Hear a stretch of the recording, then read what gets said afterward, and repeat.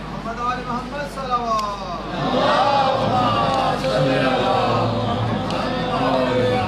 بارہ دیگر بلند کر صلوات.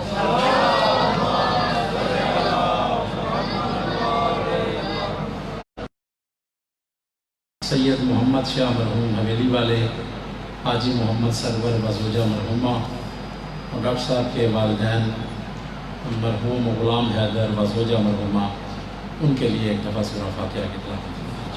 بسم اللہ الرحمن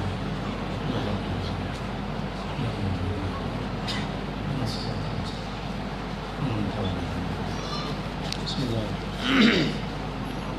اللہ صمد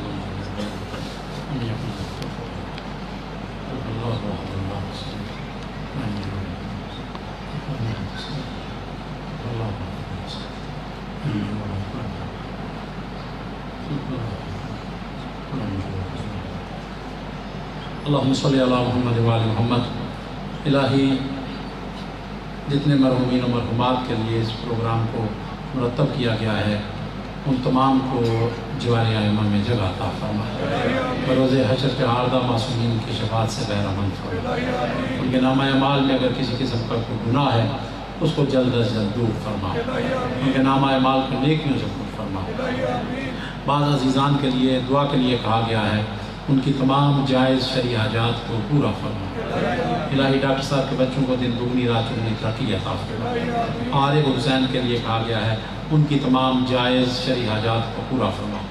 ایک مومن کے بارے میں کہا گیا ہے، خدایا ان کو اولاد نرینہ عطا فرما بحق محمد وآل الاطہار. اللہم صلی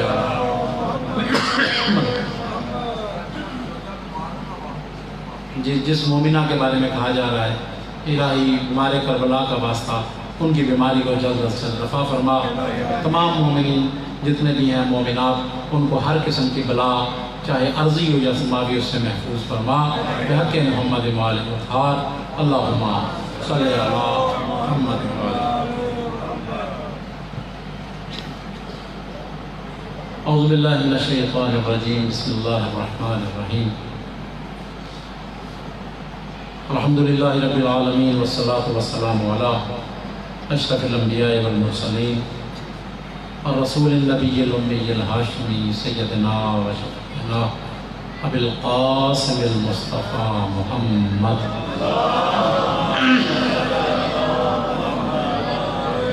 وعلى آل بیتہ الطیبین الطاہرین الہداة المہدیین المعصومین المظلومین ولعنة الدائمة على أعداء الدين أجمعين. أما بعد فقد قال الله تعالى عز اسمه في محكم كتابه ونطق خطابه.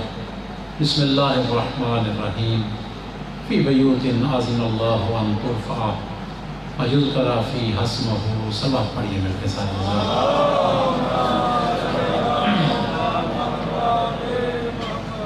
سب محترم محبان اہل بیت، شیعان اہل بیت، آپ کے سامنے اللہ کی اس آخری الہامی کتاب کی ایک آیت تلاوت کرنے کا شرف حاصل کیا ہے، جسے اللہ نے دنیا میں بھیجا ہے تو اکمل ترین کتاب بنا کے بھیجا ہے. یہ وہ عظیم کتاب ہے کہ جسے اللہ نے دنیا میں جب بھیجا ہے تو اشرف ترین کتاب بنا کے بھیجا ہے. یہ وہ کتاب ہے کہ جسے اللہ نے جب دنیا میں بھیجا ہے تو اکمل ترین کتاب بنا کے بھیجا ہے. یہ وہ کتاب ہے کہ جسے اللہ نے جب دنیا میں بھیجا ہے تو موثق ترین کتاب بنا کے بھیجا ہے. اور یہ وہ عظیم کتاب ہے کہ جو انسان اس کتاب کو افضل ترین سمجھتا ہے، اللہ اس انسان کو بھی افضل کر دیا کرتا ہے. جو اس کتاب کو اکمل سمجھتا ہے، خدا اس انسان کو کامل کر دیا کرتا ہے. جو اس کتاب کو موثق سمجھتا ہے، اللہ اس انسان کو موثق کر دیا کرتا ہے. یہ وہ عظیم کتاب ہے کہ جس کے بارے میں خدا قرآن میں خود ارشاد فرماتا ہے، اِنَّا نَحْنُ نَزَّلْنَا الذِّكْرَ وَإِنَّا لَهُ لَحَافِظُونَ، کہ ہم نے اس کتاب کو نازل کیا اور ہم اس کتاب کی حفاظت کرنے والے ہیں. اور میں کہا کرتا ہوں کہ اس آیت کے ساتھ ایک جملہ اور بھی ہمیں خطباء کو بیان کرنا چاہیے تاکہ مکمل حقیقت لوگوں تک پہنچ جائے کہ یہ وہ عظیم کتاب ہے کہ جس کے الفاظ اور حروف کی حفاظت اللہ کرتا رہا ہے اور جس کے مفاہیم کی حفاظت 14 معصوم ہستیاں کرتی ہیں۔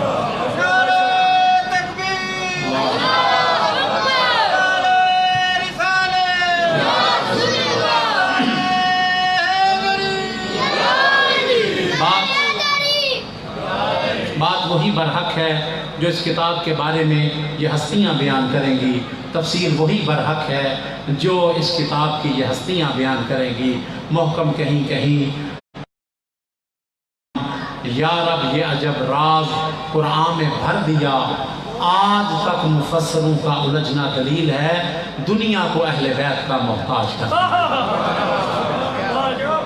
قرآن کے بارے میں وہی بات معتبر ہوگی، ان ہستیوں کی بات معتبر ہوگی کہ جن سے قرآن کبھی جدا نہیں ہوتا اور وہ ہستیاں کبھی قرآن سے جدا نہیں ہوتی۔ سورہ نور کی ایک آیت میں نے تلاوت کی ہے جس میں اللہ نے بعض گھروں کی فضیلت کو بیان کیا کہ میں نے حکم دیا ہے کہ دنیا میں کچھ گھر ایسے ہیں کہ جن کو تمہیں ہمیشہ بلند رکھنا ہے، ان کی توہین نہیں کرنی۔ اس آیت نے واضح کر دیا کہ اللہ کی نظر میں ہر گھر برابر نہیں ہے اور دنیا کا احمق ترین انسان ہے وہ۔ ہم یہاں پہ جو بیٹھے ہیں 100 150 200 بندے بیٹھے ہوں گے، دنیا کا احمق ترین انسان ہے وہ جو کہے کہ یہاں پہ بیٹھے ہوئے 100 افراد بالکل ایک جیسے ہیں۔ دنیا کا احمق ترین فرد ہے وہ جو کہے کہ یہاں پہ بیٹھے ہوئے 200 افراد کا درجہ اللہ کی نظر میں ایک ہے۔ نہیں میرے بھائیوں، کوئی نمازی ہے، کوئی بے نمازی ہے، کوئی فقط واجبات پہ اکتفا کرتا ہے اور کوئی جو ہے وہ مستحبات کو ادا کرتا ہے، کوئی نماز شب کو کبھی قضا کر دیتا ہے، کوئی کبھی قضا نہیں کرتا ہے۔ اور اللہ نے بھی بیان کیا کہ میری نظر میں درجہ اس کا بلند ہے، مکرم اور معزز وہ ہے جو اللہ کے دین پہ زیادہ عمل کرتا ہے۔ جو خدا کے دین پہ زیادہ عمل کرے وہ اللہ کے نزدیک معزز ہوا کرتا ہے، جو تقویٰ کی راہوں کو اختیار کرے وہ اللہ کی نظر میں مکرم ہوا کرتا ہے، جو معصومین کے دامن کو تھام لے وہ اللہ کی نظر میں معتبر ہوا کرتا ہے۔ تو میں کہتا ہوں کہ دنیا کا احمق ترین انسان وہ ہے جو 100 افراد کو دیکھ کہے کہ یہ سارے کے سارے ایک جیسے ہیں، تو پھر اس سے بڑا احمق کون ہو سکتا ہے جو پیغمبر کے 1.25 لاکھ صحابہ کے بارے میں کہتے کہ یہ سارے ایک درجہ ہیں۔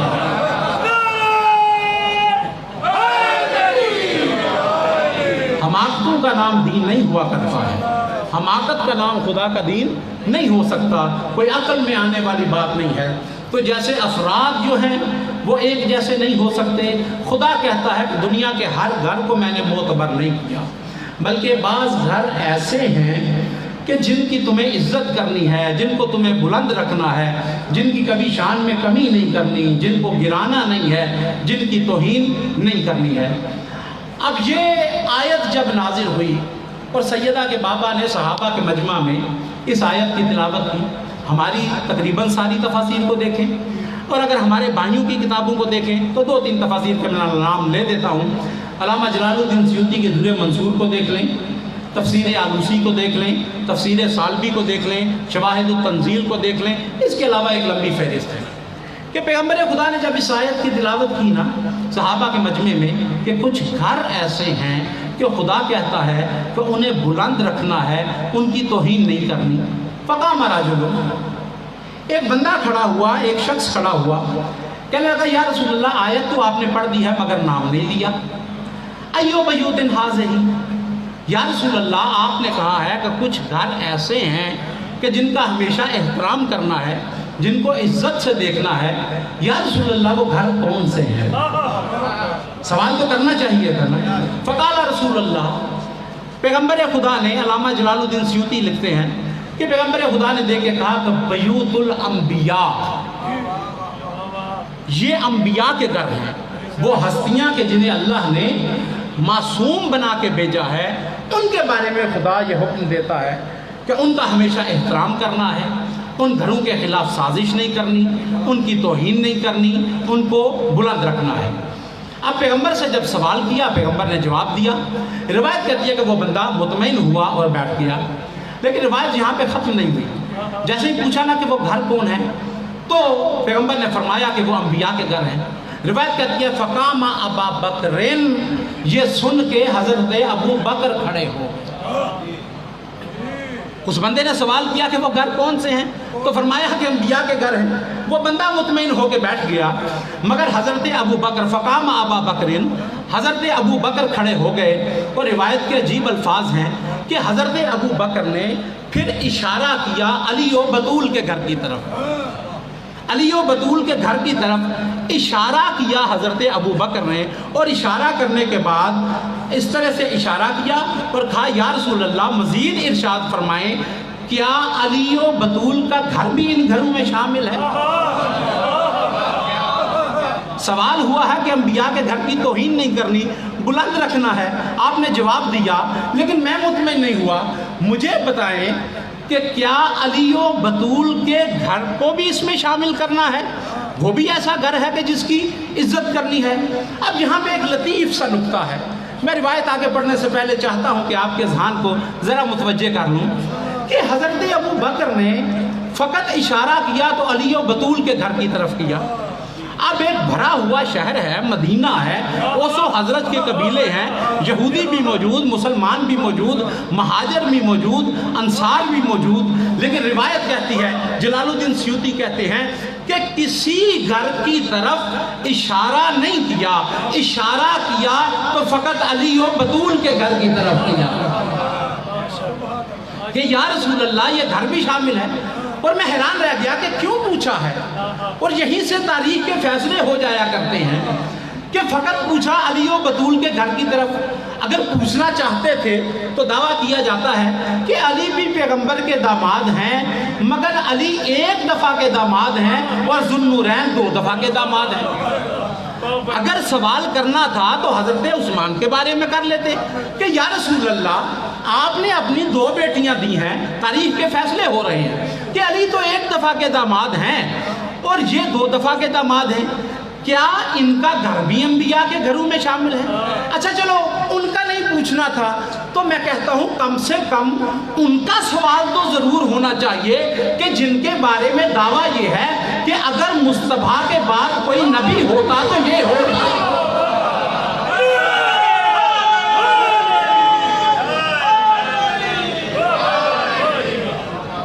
کم سے کم ان کا تو سوال ہونا چاہیے تھا نا، یا رسول اللہ شومئی قسمت سے نبی بن نہیں سکے، مگر آپ ہی نے ارشاد فرمایا ہے، پیغمبر کے سامنے وہاں اس وقت کہہ دیتے، آج کے دعوے کی تو قیمت کوئی نہیں، یا رسول اللہ کہ یہ نبی بنے نہیں، بن نہیں سکے، مگر آپ نے فرمایا ہے کہ اگر میرے بعد کوئی نبی ہوتا تو یہ ہوتا، تو کیا یا رسول اللہ ان کا گھر بھی اس میں شامل ہے؟ نہیں، کوئی نہیں پوچھا ہے۔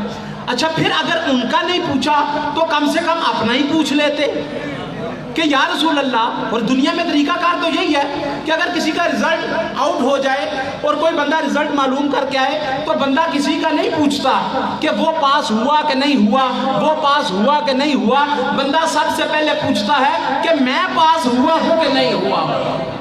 تو اپنے ہی پوچھ لیتے جن کے بارے میں دعویٰ یہ ہے کہ اگر پیغمبر کے بعد اور اگر انبیاء کے بعد کوئی افضل ہے، اور آپ سے زیادہ تعداد میں وہ لوگ ہیں جو دعویٰ کرتے ہیں کہ اگر انبیاء کے بعد کوئی افضل ہے تو وہ حضرت ابو بکر ہیں، نہ حضرت عثمان کے بارے میں پوچھا، نہ ان کے بارے میں پوچھا جن کے بارے میں نبوت کا دعویٰ، نہ اپنے بارے میں پوچھا۔ اچھا میں اور آگے بڑھتا ہوں کہ صحابہ میں سے کسی کے بارے میں نہیں پوچھا ہے، بنو ہاشم میں سے کسی کے بارے میں نہیں پوچھا ہے، حضور کے چچا عباس ہیں ان کے گھر کی طرف اشارہ نہیں کیا، ان کے 6 بیٹے تھے ان کے گھر کے بارے میں نہیں پوچھا، ان کے بارے میں نہیں پوچھا، حتیٰ کہ حضرت ابو طالب کے باقی بیٹوں کے بارے میں نہیں پوچھا ہے، کسی کے بارے میں نہیں پوچھا، نہ مہاجر کے بارے میں، نہ انصار کے بارے میں، نہ ذوالنورین کے بارے میں، نہ حضرت عمر کے بارے میں، نہ حضرت ابو بکر کے بارے میں،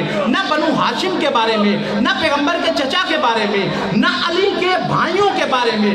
حضرت ابو بکر نے فقط اور فقط علی و بطول کے گھر کی طرف اشارہ کر کے فیصلہ کر دیا کہ اگر کوئی ابو بکر کی نظر میں کوئی انبیاء کے رتبے کے برابر گھر ہے تو وہ کل بھی علی و بطول کا تھا، وہ آج بھی علی و بطول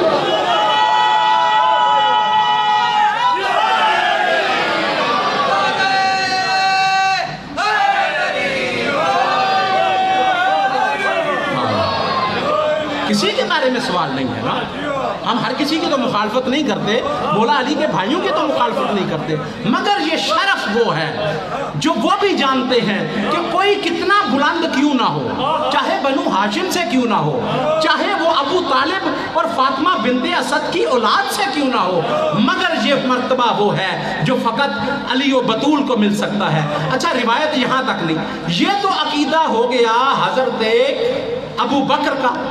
جب پیغمبر سے پوچھا نا یا رسول اللہ مجھے بتائیں تو صحیح کیا علی و بطول کا گھر بھی ان میں شامل ہے؟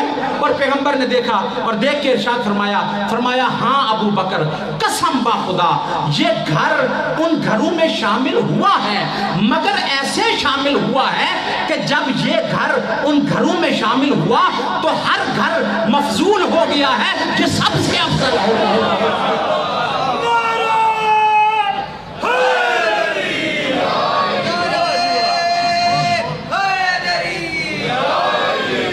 گھر سب سے افضل ہو گیا۔ گھر فاطمہ زہرا کا جب شان کا گھر ہے، گھر فاطمہ زہرا کا جب شان کا گھر ہے، یہ وحی کی منزل ہے، یہ قرآن کا گھر ہے، اسلام کے ماحول میں ایمان کا گھر ہے، مومن کی منافق کی پہچان کا گھر ہے۔ کچھ لوگ مرے جاتے ہیں اس رنج و محن میں، اس گھر کا جو دروازہ ہے مسجد کے صحن میں۔ اللہ نے اس گھر کو نبوت سے نوازا، کیا کیا کمالات اللہ نے دیے؟ اللہ نے اس گھر کو نبوت سے نوازا، عصمت سے، امامت سے، ولایت سے نوازا، اس گھر کی ہر فرد کو آیت سے نوازا۔ کون سا فرد ہے کہ جس کی شان میں قرآن نازل نہیں ہوا ہے؟ اللہ نے اس گھر کو نبوت سے نوازا، عصمت سے، امامت سے، ولایت سے نوازا، اس گھر کی ہر فرد کو آیت سے نوازا۔ امکان کی بس آخری سرحد نظر آیا، جس فرد کو دیکھا وہ محمد نظر آیا۔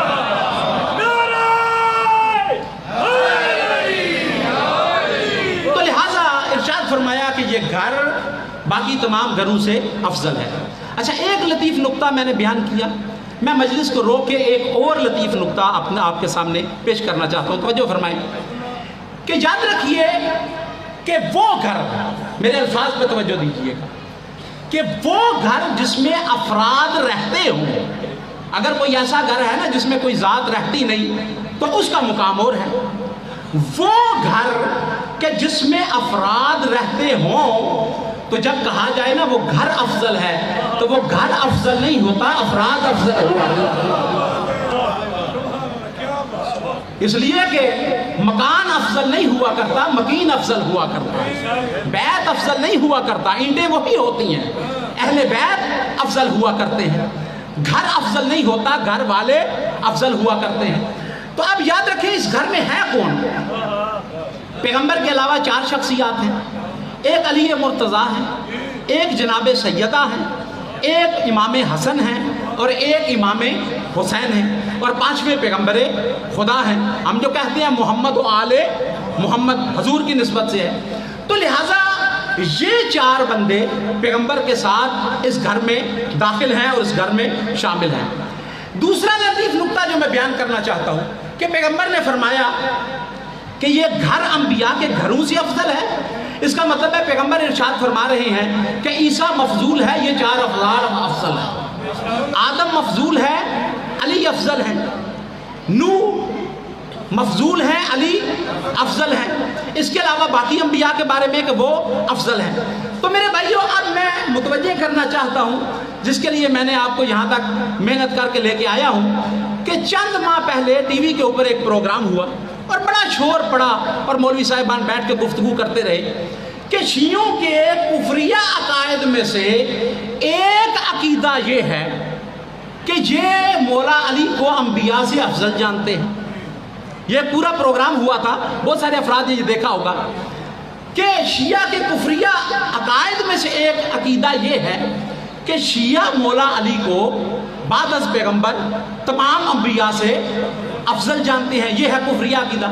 اور وہاں پہ گفتگو بھی کہی کہ یہ عقیدہ بتاتا ہے کہ شیعہ جو ہیں وہ منکر قرآن ہیں، شیعہ جو ہیں وہ منکر اسلام ہیں، شیعہ جو ہیں وہ دشمن خدا ہیں۔ اب پیغمبر نے فیصلہ کیا ہے، پیغمبر نے ارشاد فرمایا کہ علی و بطول، حسن و حسین تمام انبیاء سے افضل ہیں، تو میں دنیا کو متوجہ کرنا چاہتا ہوں، کبھی غور تو کرو، ایک ہے عقیدے کو ماننے والا اور ایک ہے عقیدے کو منوانے والا۔ یہ روایت اہل سنت کی کتابوں سے میں نے پیش کی۔ ایک گروہ وہ ہے جس نے اس عقیدے کو مانا ہے، اور ایک شخصیت وہ ہے جس نے اس عقیدے کو منوایا ہے۔ اور اس عقیدے کی وجہ سے کہا جاتا ہے کہ شیعہ جو ہیں وہ دشمن خدا ہیں۔ تو میں کہتا ہوں دنیا کو غور کرنا چاہیے کہ اگر ماننے والا، اس عقیدے پہ ایمان رکھنے والا دشمن خدا ہوتا ہے تو منوانے والا کبھی حبیب خدا نہیں ہو سکتا۔ اور اگر منوانے والا حبیب خدا ہے تو اس پہ ایمان رکھنے والا دشمن خدا نہیں ہو سکتا۔ قسم با خدا، یہ 5 ہستیاں وہ عظیم ہستیاں ہیں کہ پوری تاریخ کے نچوڑ کو اگر دیکھیں، قسم با خدا، خدا کی نظر میں مصطفیٰ سے افضل کوئی نہیں، اور مصطفیٰ کی نظر میں ان 4 ہستیوں سے افضل کائنات میں کوئی نہیں۔ مصطفیٰ کون سی ذات ہے؟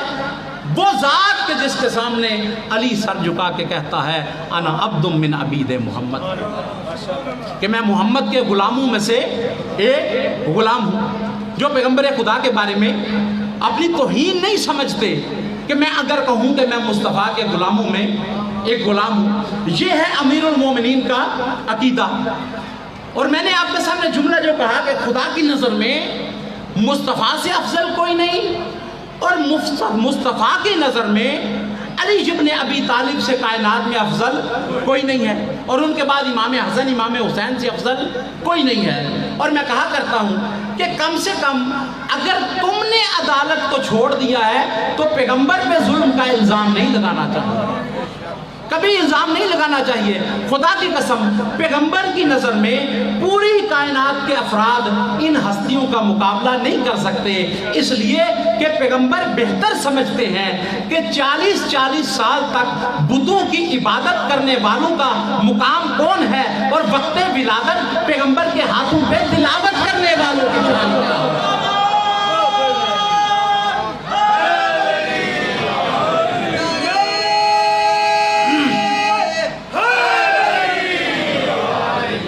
مقابلہ نہیں کر سکتا ہے۔ 20 روایات میں آپ کے سامنے پیش کر سکتا ہوں، اور یہ میرا تخیلات میں سے کوئی بات نہیں ہے کہ میں آپ کے سامنے کوئی ذہنی تخیل پیش کر رہا ہوں۔ 20 روایات ہماری کتابوں کی اور ہمارے بھائیوں کی کتابوں کی اس پہ شاہد ہیں کہ پیغمبر خدا کی نظر میں ان ہستیوں سے بلند تر کوئی نہیں ہو سکتا ہے۔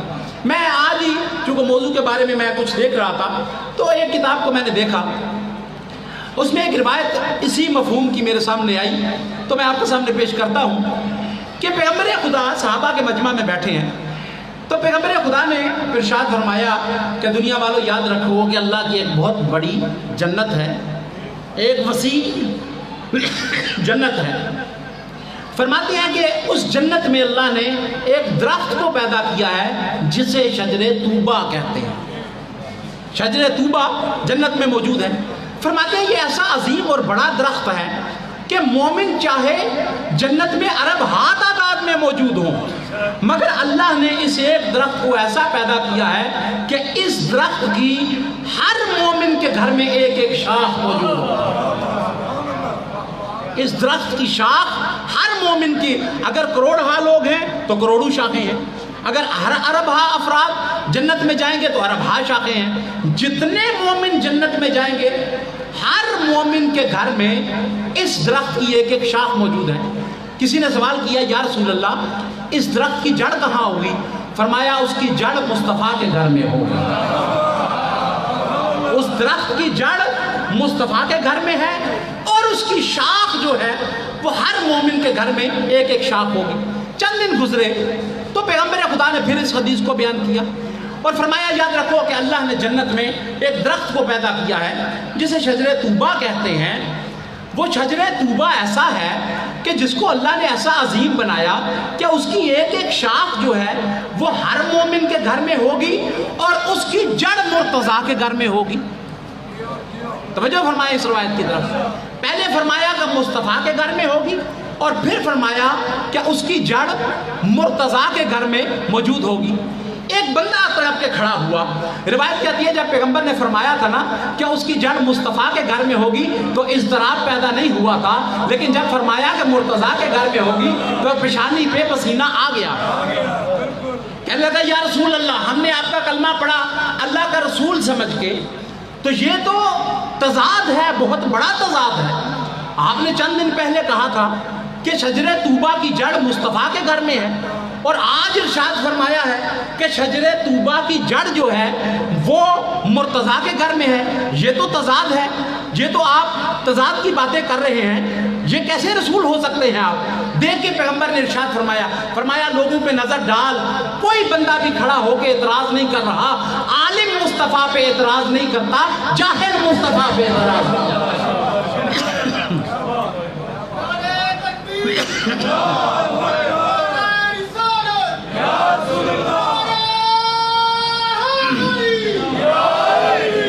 عالم مصطفیٰ پہ اعتراض نہیں کرتا، جاہل مصطفیٰ پہ اعتراض کیا کرتا ہے. کہنے لگا جی اب تو میں نے اعتراض کر دیا، عالم ہو یا جاہل ہو، تو بات تو میری قابل قبول ہے، میری بات کرنے والی ہے کہ پہلے فرمایا مصطفیٰ کے گھر میں ہے، اب فرماتے ہیں مرتضیٰ کے گھر میں. اور میں نے معقول سوال کیا، اور جن کو سوال کرنا چاہیے تھا نہیں کیا، انہیں عالم کہہ دیا، اور مجھے آپ نے جاہل کہہ دیا. دیکھ کے پیغمبر نے فرمایا نہیں، میں نے ایسے نہیں کہا کہ یہ عالم اور تو جاہل ہے، میں نے اس لیے کہا ہے کہ تو جاہل ہے اور یہ عالم ہے. پہلے میں نے کہا تھا کہ اس کی جڑ مصطفیٰ کے گھر میں ہے، اور اب میں نے کہا ہے کہ اس کی جڑ مرتضیٰ کے گھر میں ہے. عالم اعتراض نہیں کر سکتا، اس لیے کہ عالم جانتا ہے کہ جنت میں اللہ نے جو مصطفیٰ کا گھر بنایا ہے وہی مرتضیٰ کا گھر بنایا ہے.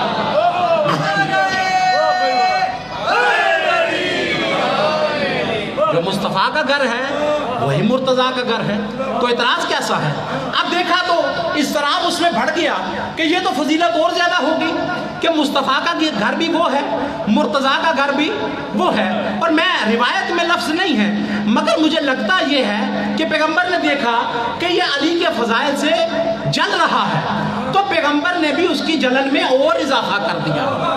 روایت مکمل نہیں ہوئی، ایک جملہ اور بھی ہے کہ پیغمبر، اور یہ اکثر ہوا کرتا تھا، یہ جملہ پہلے بھی میں کہہ چکا ہوں کہ بہت دفعہ ہوا ہے کہ پیغمبر علی کے فضائل پڑھتے تھے اور لوگ پسند نہیں کرتے تھے کہ پیغمبر علی کے فضائل پڑھیں، لیکن پیغمبر نے کبھی مجمع کو نہیں دیکھا ہے. ہزاروں دفعہ دنیا نے دیکھا کہ ارادہ خدا کا ہوا کرتا تھا، زبان مصطفیٰ کی ہوا کرتی تھی، قصیدہ مرتضیٰ کا ہوا.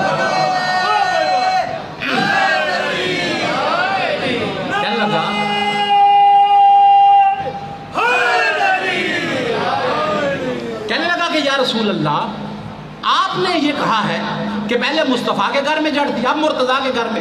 فرمایا عالم اعتراض نہیں کر سکتا، اس لیے کہ عالم جانتا ہے کہ جنت میں جو مصطفیٰ کا گھر ہے وہی مرتضیٰ کا گھر ہے. دوسرا جملہ پیغمبر نے اس کی جلن میں اضافہ کرنے کے لیے اور لوگوں کو ہدایت کرنے کے لیے ارشاد فرمایا کہ تو تو اتنا نہیں سن سکا کہ مصطفیٰ کا گھر اور مرتضیٰ کا گھر ایک ہے. پھر یاد رکھ، قسم با خدا، اللہ نے مصطفیٰ کو اور مرتضیٰ کو یہ مقام دیا ہے کہ جنت میں مصطفیٰ کا اور مرتضیٰ کا گھر بھی ایک ہے، اور جنت میں مصطفیٰ کا اور مرتضیٰ کا اللہ نے درجہ بھی ایک بنا رکھا ہے.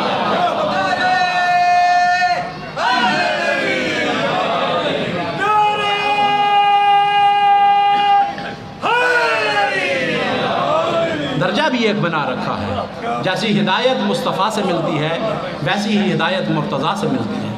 جیسا دین مصطفیٰ سے ملتا ہے ویسا ہی دین مرتضیٰ سے ملتا ہے. اور میرے بھائیوں کے بہت سارے فضائل، یعنی اگر آپ کبھی فضائل کی کتابوں کو دیکھیں، پیغمبر خدا کے فضائل بھی تحریر ہوں اور مولا علی کے، ہزاروں فضائل ایسے ہیں جو اللہ نے دونوں بھائیوں کو عطا کر دی ہے. ایک فضیلت ہوتی ہے جس میں مصطفیٰ کا بھی اشتراک ہوتا ہے اور اس میں مرتضیٰ کا بھی اشتراک ہوتا ہے. اگر اللہ نے مصطفیٰ کو ہادی بنا کے بھیجا ہے تو علی کو بھی ہادی بنا کے بھیجا ہے. اگر اللہ نے مصطفیٰ کو معصوم بنا کے بھیجا ہے تو علی کو بھی معصوم بنا کے بھیجا ہے. اگر اللہ نے مصطفیٰ کو سید الانبیاء بنا کے بھیجا ہے تو علی کو سید الاولیاء بنا کے بھیجا ہے. اگر اللہ نے مصطفیٰ کو کوثر کا مالک بنایا ہے تو ساقی کوثر اللہ نے مرتضیٰ کو بنایا. اور خود مولا علی ارشاد فرماتے ہیں دنیا والوں یاد رکھو کہ حوض کوثر کے اوپر ہم دو بھائی موجود ہوں گے. کوثر کا مالک بھی موجود ہوگا اور کوثر کا ساقی بھی موجود ہوگا. مصطفیٰ حکم دیتے جائیں گے اور علی ابن ابی طالب پلاتے جائیں گے. اور فرماتے ہیں یاد رکھو جو بندہ علی ابن ابی طالب کے ہاتھ سے کوثر کا جام پینا چاہتا ہے تو قسم باخدا اس بندے کو دو کام کرنے چاہیے. اس کے اقوال بھی اہل بیت والے ہونے چاہیے اور اس کے افعال بھی اہل بیت والے. اللہ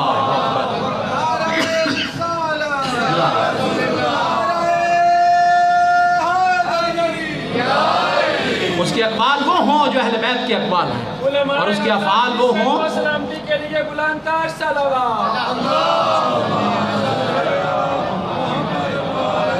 اور اس کے افعال وہ ہونے چاہیے جو اہل بیت کے افعال ہوں. اور پھر امیر المومنین ارشاد فرماتے ہیں میرے چاہنے والوں یاد رکھو کہ علی ابن ابی طالب کے کوثر کو جس کا ساقی علی ہے جس کا مالک مصطفیٰ ہے اس کوثر کو معمولی نہ سمجھنا. قسم باخدا جس بندے کو علی ابن ابی طالب ایک گھونٹ کوثر کا پلا دے گا پھر اسے ساری زندگی پیاس نہیں محسوس ہوگا. ایک گھونٹ علی کے ہاتھ سے پی لو پھر ساری زندگی پیاس محسوس نہیں ہوگی. تو میرے بھائیو یہ چار ہستیاں پیغمبر کے ساتھ پیغمبر کو شامل کر کے 5 ہستیاں نہ مصطفیٰ جیسا کوئی دیکھا اور نہ ہی مرتضیٰ جیسا کائنات میں دیکھا ہے. اس کے بعد جو تیسری شخصیت ہے وہ ہے پیغمبر کی لخت جگر جناب سیدہ فاطمہ زہرا. کائنات کی وہ عظیم ہستی کہ مستورات میں سے کوئی اس کا مقابلہ نہیں کر سکتا ہے. ان کے درجوں کو دیکھیں. ان کا وہ درجہ ہے کہ جن کی تعظیم کے لیے پیغمبر بھی تعظیم کرتے ہوئے نظر آتے ہیں اور حسن و حسین بھی تعظیم کرتے ہوئے نظر آتے ہیں. کون ہے جو اپنی بیٹی کی تعظیم کرتا ہے؟ پیغمبر ان کی بیٹی ہونے کی وجہ سے تعظیم نہیں کرتے تھے, ان کی عصمت کی تعظیم کیا کرتے تھے, ان کے مرتبے کی تعظیم کیا کرتے تھے. اور یاد رکھیں کہ یہ وہ ہستیاں ہیں کہ 20 روایات جناب سیدہ کے بارے میں, سینکڑوں روایات جناب سیدہ کے بارے میں پیغمبر خدا کی بھی موجود ہے. میں ایک روایت آپ کے سامنے تبرکن پڑھ دوں, کہا کہ ہر شخصیت کی میں روایت پڑھ رہا ہوں تو ان کی بھی پڑھ دوں. جب یہ آیت نازل ہوئی نا, قرآن کا حکم لا تجلوا دعاء رسول بینکم بعضا, جب یہ آیت نازل ہوئی نا کہ اے مسلمانوں مصطفیٰ کو ایسے نہ پکارا کرو جیسے ایک دوسرے کو پکارتے. پیغمبر کا کچھ احترام ہونا چاہیے, ادب ہونا چاہیے. پیغمبر کو ویسے نہ پکارا کرو جیسے ایک دوسرے کو پکارتے ہو, پیغمبر کو ویسے نہ پکارا کرو. روایت کہتی ہے کہ یہ علامہ مجلسی نے لکھا کہ جب یہ آیت جناب سیدہ نے سنی تو جناب سیدہ اس آیت کے آنے سے پہلے جب پیغمبر خدا آتے تھے نا گھر میں تو انہیں کہا کرتی تھی یا ابتا, اے میرے بابا, اے میرے بابا کہہ کے خطاب کرتے تھے. جب یہ آیت نازل ہوئی نا تو اس آیت کے نزول کے فوراً بعد پیغمبر خدا جناب سیدہ کے گھر میں تشریف لائے. جب آئے ہیں نا پیغمبر خدا تو جناب سیدہ کے پاس آئے, جناب سیدہ نے دیکھا اور دیکھنے کے بعد عرض کرتی ہے کہ بابا. بابا اس وقت بابا نہیں کہا یا رسول اللہ اگر آپ کہیں تو میں آپ کو کچھ کھانا نہ پیش کر دوں, یا رسول اللہ اگر آپ کہیں تو میں آپ کے لیے بستر ٹھیک نہ کر دوں. جب 2 دفعہ کہا ہے نا یا رسول اللہ, پیغمبر خدا نے پہلی دفعہ بھی سنا اور دوسری دفعہ بھی سنا, اور سننے کے بعد کائنات کی رحمت سمجھ گئی کہ آیت آئی ہے اور سیدہ اس طرح سے نہیں پکار رہی جیسے بیٹیاں اپنے بابا کو پکارتی ہیں, اور یہ مجھے میرے منصب سے پکار رہی ہیں. دیکھ کے کہا کہ سیدہ میرے نزدیک آئیں اور کہا کہ سیدہ یاد رکھیں یہ آیت نازل ہوئی ہے کہ مصطفیٰ کو ویسے نہ پکارو جیسے ایک دوسرے کو پکارتے ہو, لیکن میری لخت جگر یاد رکھ یہ آیت نہ تیرے لیے نازل ہوئی ہے, نہ علی کے لیے نازل ہوئی ہے, نہ حسن کے لیے نازل ہوئی ہے, نہ حسین کے لیے نازل ہوئی ہے. یہ عرب کے बद तहजीबों को तहजीब सिखाने के लिए। ये तेरे लिए ये आयत नाजिल नहीं हुई, ये अरब के बद तहजीबों को तहजीब सिखाने के लिए नाजिल हुई है। और कहा कि मेरी बेटी तू हर वक्त पुकार, मुझे बाबा कह के या अबता कह के मुझे पुकार, और कसम बाखुदा जब तू मुझे बाबा कह के पुकारती है मुस्तफा भी राजी हो जाता है, मेरा खुदा भी राजी हो जाएगा। जिसे सैयदा बाबा कहते उसका मुकाम क्या हो सकता है। बस मेरे भाइयों, बाकी जो दो शख्सियात रह गई हैं और जिस शख्सियत से मंसूब दिन है, मिलके एक दफ़ा सलवात पढ़ लीजिए। बारे दीगर बुलंदतर सलवात।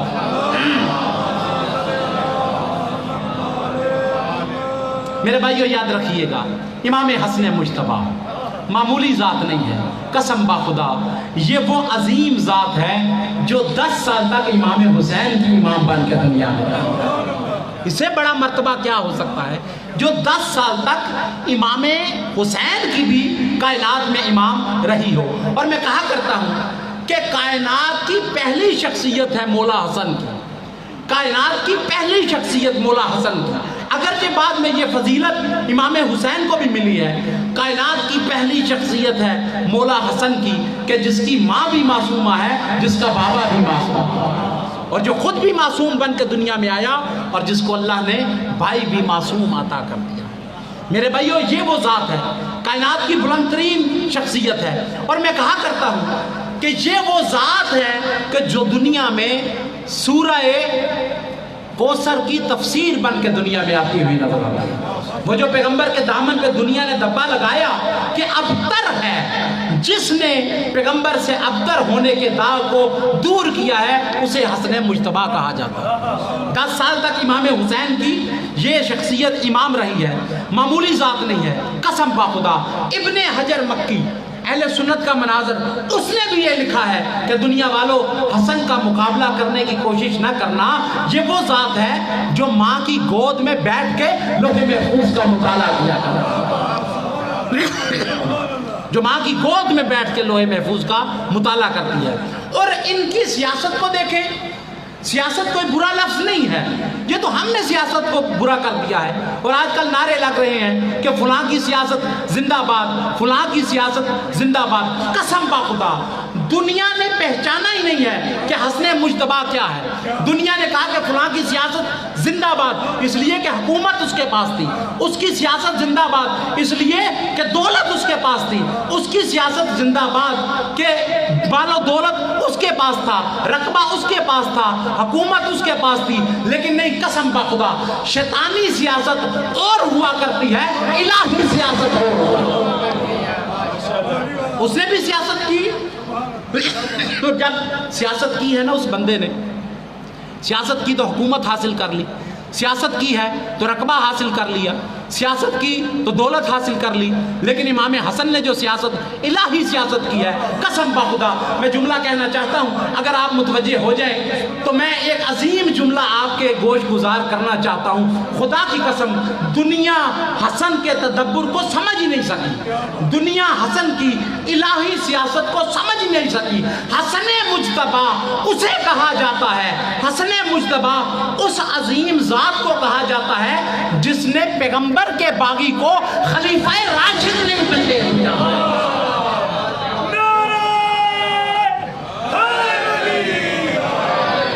अगर सियासत जिंदाबाद है, उसकी जिंदाबाद है, तो कहो कि खलीफाए राशिद है।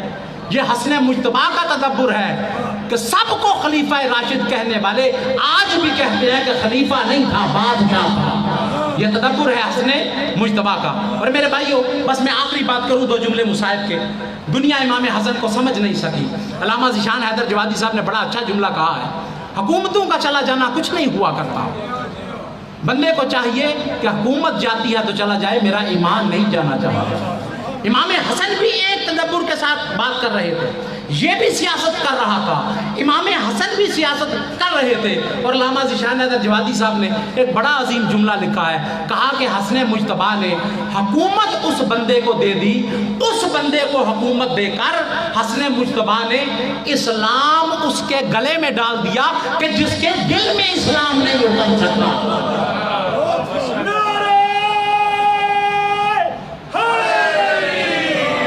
وہ مجبور ہو کے رہا کہ اگر رہنا ہے تو کلمہ پڑھ کے رہنا ہے. کردار تو لوگوں کے سامنے بعد میں آیا. بس امام حسن نے جب صلح ہو گئی ہے نا، جب صلح ہوئی تو روایت کہتی ہے، آخری روایت آپ کے سامنے پڑھوں، کہ امام حسن نے جب صلح کر لی ہے تو ایک دفعہ حاکم شام اور اس کا وزیر عمر ابن العاص دونوں بیٹھے اور کہنے لگے کہ حسن کی ذات میں کوئی نقص تو نظر نہیں آتا، اس کی صحابت کو دیکھیں، اس کے تقویٰ کو دیکھیں، اس کے باقی کمالات کو دیکھیں، اس کے معجزات کو دیکھیں تو کوئی کمی نظر نہیں آتی، لیکن ہم چاہتے ہیں کہ لوگوں کے درمیان ان کی توہین ہو جائے. حاکم شام نے کہا کہ مجھے لگتا ہے کہ علی ابن ابی طالب جو خطابت کرتے تھے، حسن کو میں نے عموماً خاموشی سے غور و فکر کرتے ہوئے دیکھا ہے، میں نے تقاریر کرتے ہوئے نہیں دیکھا. تو تقویٰ تو بڑا ہے، صحابت بڑی ہے، لیکن ہو سکتا ہے کہ حسن جو ہے، مجھے لگتا ہے کہ علی کی طرح کا خطیب نہیں ہے، علی کے پائے کا خطیب نہیں. تو ایسا کرو کہ حسن کو بلاؤ اور مجمع جو ہے وہ سارا تیری مرضی کا ہونا چاہیے، حسن کے حمایتی نہیں ہونے چاہیے. یہ عموماً ہوتا ہے، یہ بعض دفعہ ہوتا ہے نا، یہ آپ بہتر سمجھتے ہیں کہ آج کل مجلس میں وہ اپنے ساتھ لوگوں کو لے کے آتے ہیں، جس کی مجلس کو کامیاب کرنا ہوتا ہے تو 5000 دو تو مجلس کامیاب ہو جاتی ہے، اور جس کی مجلس کو فیل کرنا ہوتا ہے تو ایک بندہ ادھر سے اٹھ جائے، دو ادھر سے اٹھ جائے، وہ بیچارہ بالکل ہی چپ کر جاتا ہے. تو اس نے کہا مجمع سارا ہمارا ہونا چاہیے، اور حسن مجتبیٰ سے کہو کیا کہ تقریر کریں. روایت کہتی ہے کہ امام حسن مجتبیٰ کو بلایا گیا اور امام جو ہے وہ گئے تو انہوں نے کہا کہ ہم چاہتے ہیں کہ اب صلح ہو گئی ہے تو آپ کوئی تقریر کریں، کچھ اپنے بارے میں بیان کریں، کچھ اپنے خاندان کے بارے میں بیان کریں اور کچھ ہمارے بارے میں بیان کریں. امام حسن روایت کہتی ہے کہ کھڑے ہوئے خطبہ دینے کے لیے، اور یہ سمجھ رہے تھے کہ امام حسن مجتبیٰ کوئی اچھا خطبہ نہیں دے سکتے، کوئی اچھے خطیب معاذ اللہ نہیں ہے. امام کھڑے ہوئے، روایت کہتی ہے کہ خدا کی حمد بیان کرنے کے بعد کہا کہ دنیا والوں یاد رکھو، جو مجھے جانتا ہے وہ جانتا ہے، اور جو نہیں جانتا وہ جان لے کہ میں اس محمد مصطفیٰ کا بیٹا ہوں جسے اللہ نے فقط انسانوں کا ہادی نہیں بنا کے بھیجا، انسانوں کا بھی بنا کے بھیجا ہے، جنوں کا بھی بنا کے بھیجا ہے. جسے اللہ نے دنیا میں بھیجا ہے تو رحمت للعالمین بنا کے بھیجا ہے، جسے اللہ نے جب دنیا میں بھیجا ہے تو سراج منیر بنا کے بھیجا ہے، جب اللہ نے دنیا میں بھیجا ہے تو فضیلتیں ختم ہو گئی مگر اس کی شان اور بلند نظر آتی ہے. پھر فرمایا یاد رکھو کہ میں اس مصطفیٰ کا بھی بیٹا ہوں اور میں اس مرتضیٰ کا بھی بیٹا ہوں جو امام الخلق بن کے آیا ہے، میں اس مرتضیٰ کا بیٹا ہوں جو امام المتقین بن کے آیا ہے، میں اس مرتضیٰ کا بیٹا ہوں جو امیر المومنین بن کے آیا ہے. اور پھر فرماتے ہیں کہ میں اس علی کا بیٹا ہوں جو ایسا عظیم شجاع تھا کہ جس کے ساتھ مل کے جہاد کرنے پہ اللہ کے فرشتے بھی ناز کرتے ہیں.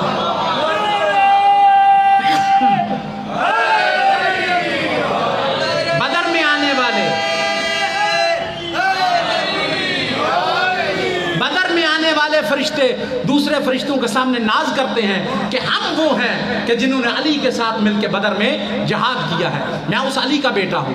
پھر اس کے بعد جناب سیدہ کی تعریف کی، کہا خدا کی قسم اللہ نے میری ماں کو وہ فضائل اور کمالات عطا کیے کہ دنیا کی تمام عورتیں مل کے جس کا مقابلہ نہیں کر سکتی.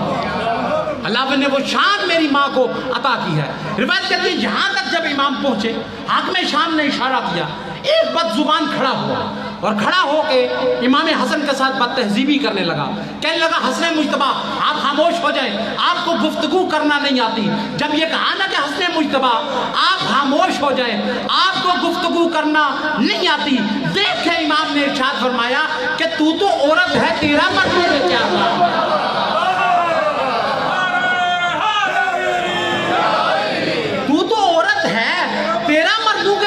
کیا کام ہے؟ بس امام کا کہنا تھا، وہ چھوٹے بال لمبے ہو گئے، بدن میں تبدیلی آنا شروع ہو گئی. لوگوں نے دیکھا کہ امام کے لفظ وضو سے پہلے مرد تھا اور امام کے الفاظ کے بعد عورت بن کے نکلا.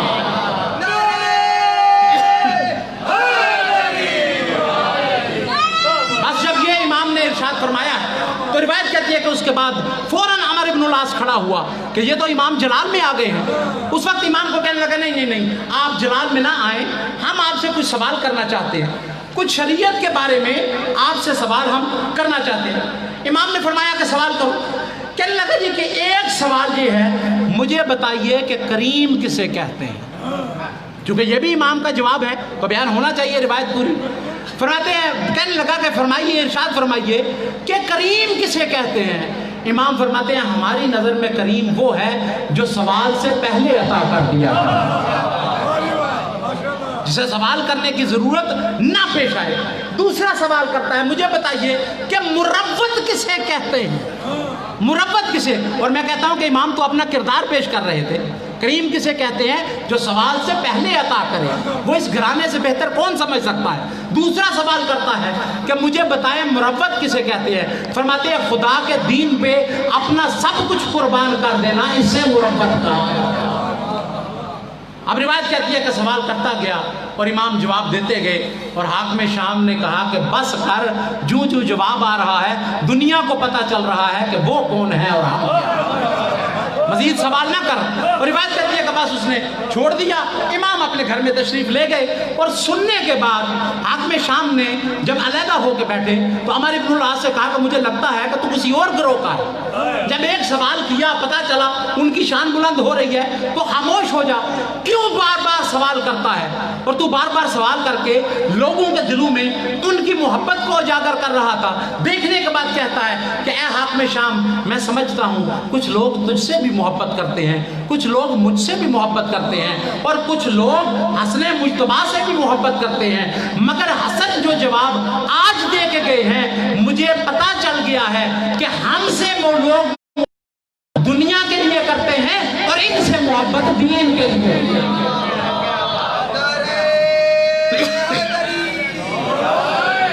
ان سے محبت دین کے لیے کیا کرتے ہیں اور ہم سے محبت دنیا کے لیے کرتے ہیں. بس میرے بھائیو, آج میری طبیعت بھی کچھ ناساز تھی, لیکن اس کے باوجود میں نے چاہا کہ چند جملے آپ کے سامنے آپ کے گوش گزار کر دوں. میرے بھائیو, میں یہی کہتا ہوں کہ یہ میرا وہ مظلوم امام ہے. بھائیوں نے پہلے بھی کچھ مصائب پڑھا, 2 جملے میں بھی بیان کرنا چاہتا ہوں کہ میرے بھائیو, یہ وہ میرا امام, مظلوم امام ہے کہ جس نے اپنی زندگی میں پیغمبر کی بے حرمتی ہوتے ہوئے دیکھی. اس امام نے دیکھا کہ لوگ کیسے کہہ رہے ہیں کہ مصطفیٰ کے منہ سے ہذیان نکل رہا ہے. اور میرے بھائیو, یہ وہ میرا مظلوم امام ہے کہ جس نے اپنے بابا کے سر کو شگافتہ دیکھا مگر ظلم ختم نہیں ہوئے.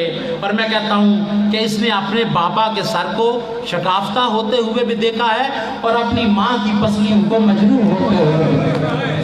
کیا گزری ہے حسن مجتبی پہ جب اپنی اماں کی پسلیوں کو مجروح ہوتے ہوئے دیکھا ہوگا. اور میرے بھائیو, دنیا نے ظلم ختم نہیں کیے ہیں, ظلم ختم نہیں کیے. روایت کہتی ہے کہ کئی دفعہ زہر ملا ہے میرے امام.